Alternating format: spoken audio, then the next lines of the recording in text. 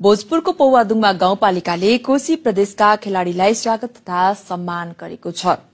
पहिलो पटक जिल्लामा सञ्चालन भइरहेको मुख्यमन्त्री कप पुरूष राष्ट्रिय भलिबल प्रतियोगितामा सहभागी हुन आएका कोशी प्रदेशका टीम म्यानेजर, टीम क्याप्टेन तथा खेलाड़ीलाई गाउँपालिकाले स्वागत सम्मान गरेको हो।